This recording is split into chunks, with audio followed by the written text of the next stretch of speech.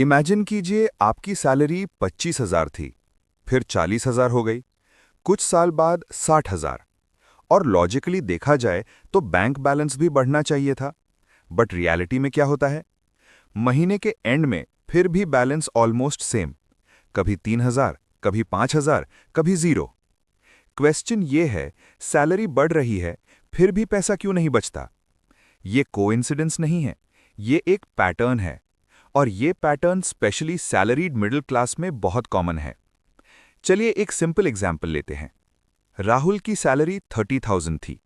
उसका खर्चा कुछ ऐसा था: rent 8,000, food 5,000, travel 2,000, family support 5,000, other expenses 5,000।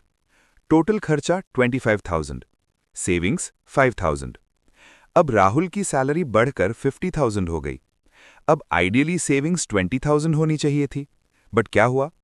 Rahul ने बेटर फ्लैट ले लिया, रेंट 8,000 से 14,000, बाइक की जगह ईएमआई पर कार ले ली, ईएमआई 9,000, वीकेंड डाइनिंग इंक्रीज हो गया, फोन अपग्रेड कर लिया, सब्सक्रिप्शंस ऐड हो गईं।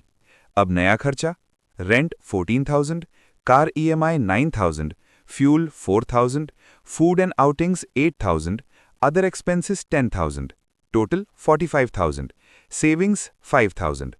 सैलरी बढ़ी 20,000, सेविंग्स सेम की सेम। यही है लाइफस्टाइल अपग्रेड ट्रैप। प्रॉब्लम ये नहीं है कि लोग ज्यादा खर्च करते हैं। प्रॉब्लम ये है कि हर सैलरी इंक्रीज के साथ फिक्स्ड एक्सपेंसेस परमानेंटली इंक्रीज हो जाते हैं। और फिक्स्ड एक्सपेंसेस डेंजरस होते हैं क्योंकि ये रिवर्स नहीं होते इजीली। एक बार आपने 1 BHK से 2 BHK लिया, एक बार कार ईएमआई स्टार्ट हो गई, एक बार एक्सपेंसिव लाइफस्टाइल अडॉप्ट हो गया, तो आपको सैलरी मेंटेन करनी पड़ती है। जॉब रिस्क भी बड़ा लगने लगता है, सेविंग्स प्रेशर में चली जाती हैं। मतलब सैलरी आपको फ्री नहीं कर रही, सैलरी आपको लॉक कर रही है। इसके पीछे एक साइकोलॉजिकल रीजन भी है। जब सैलरी बढ़ती है, इंसान ऑटोमेटिकली अपनी आइडेंटिटी अपग्रेड करता है। अब मैं 50,000 कमा रहा हूं, मुझे बेटर लाइफस्टाइल डिजर्व है। सोसाइटी भी रीएनफोर्स करती है। ऑफिस में कुलीग्स कार ले रहे हैं, रिलेटिव्स पूछते हैं अभी भी रेंट पे, फ्रेंड्स के साथ कंपैरिजन होता है, और धीरे धीरे स्पेंडिंग लॉजिकल नहीं, इमोशनल हो जाती है। लोग वेल्थ बिल्ड करने के लिए नहीं, अपनी इनकम जस्टिफाई करने के लिए खर्च करने लगते हैं। ये सटल शिफ्ट ही सबसे डेंजरस है। लॉन्ग टर्म में इसका इफेक्ट क्या होता है? 10 साल बाद सैलरी 1 लाख हो जाती है, लेकिन लायबिलिटीज भी 80,000 हो जाती हैं। Home loan EMI, car upgrade EMI, school fees, lifestyle commitments. और फिर लोग बोलते हैं कि इनकम अच्छी है बट पैसा रुकता ही नहीं। रियलिटी में पैसा रुक सकता था, बस हर स्टेज पर लाइफस्टाइल ऑटोमेटिकली अपग्रेड हो गया। अब इंटरेस्टिंग पार्ट, स्मार्ट लोग क्या डिफरेंटली करते हैं? वो सैलरी बढ़ने पर लाइफस्टाइल इमीडिएटली अपग्रेड नहीं करते, वो पहले सेविंग्स रेट अपग्रेड करते हैं।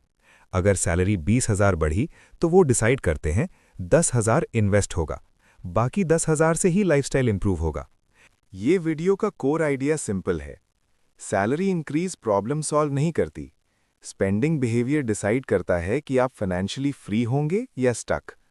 लाइफस्टाइल अपग्रेड गलत नहीं है, but automatic lifestyle upgrade dangerous है। अगर हर रेस के साथ आपकी एक्सपेंसेस परमानेंटली बढ़ रही हैं, तो आप रिच नहीं बन रहे हैं, आप सिर्फ एक्सपेंसिव लाइफ मेंटेन कर रहे हैं। और एक्सपेंसिव लाइफ और वेल्दी लाइफ दोनों अलग चीजें हैं। नेक्स्ट टाइम जब सैलरी इंक्रीज हो, एक सिंपल क्वेश्चन पूछना: मैं अपनी लाइफ अपग्रेड कर रहा हूं या सिर्फ अपने एक्सपेंसेस? ये क्लैरिटी ही लॉन्ग टर्म डिफरेंस क्रिएट करती है। अगर आपको ऐसे काम लॉजिकल फाइनेंस ब्रेकडाउन्स पसंद हैं, तो चैनल सब्सक्राइब कर सकते हैं।